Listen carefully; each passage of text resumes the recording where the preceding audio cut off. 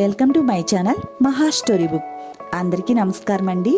ఈరోజు మనం వసంత నవరాత్రుల గురించి తెలుసుకుందాం. శ్రీరాముడు తల్లి గర్భంలో ఉన్న చివరి 9 రోజులు అంటే చైత్రశుద్ధ పాడ్యం నుంచి నవమి వరకు ఉండే 9 రోజులు పరమ పవిత్రమైనవి. ఈ రోజులను వసంత నవరాత్రులని, గర్భ నవరాత్రులని పిలుస్తారు. ఇవి ఆధ్యాత్మిక పరంగా, ఆరోగ్యపరంగా కూడా విశిష్టమైనవి. శ్రీ మహావిష్ణువు మానవ రూపంలో జన్మించి ఆదర్శ జీవనం గడిపాడు. సాధారణ ప్రజానికం కూడా శ్రీరాముని మార్గంలో పయనించి ఉన్నత జీవితాన్ని గడపాలనే సూచన చైత్ర నవరాత్రులు అందిస్తున్నాయి.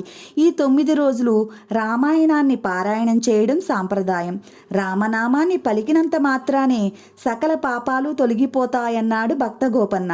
వసంత నవరాత్రుల్లో దివ్యమంగళ స్వరూపుడైన ఆ పురుషోత్తముని ధ్యానిస్తూ భక్తిభావంతో గడపడం వల్ల ఆధ్యాత్మిక పురోగతి సాధ్యమవుతుంది.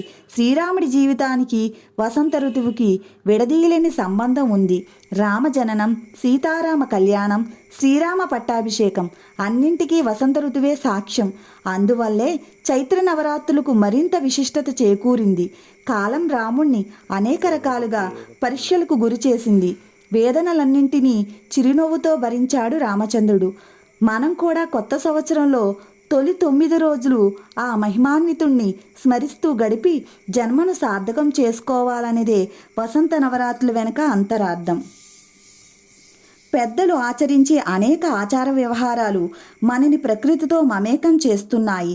చైత్రమాసారంభానికి పెరిగే ఎండలు మన ఆరోగ్యంపై ప్రభావం చూపిస్తాయి. ఉగాది పచ్చడి మొదలు పానకం, వడపప్పు లాంటి ప్రసాదాలతో ఈ కాలానికి దేహం కుదుట పడుతుంది. మానసికంగా, శారీరకంగా శక్తిని అందించే చైత్ర నవరాత్రులు పరమ పుణ్యప్రదమైనవి. వసంత నవరాత్రుల గురించి నాకు తెలిసింది మీతో పంచుకున్నానండి. మీకు తెలిసింది నాకు కామెంట్లో పెట్టండి. జై శ్రీరామ్.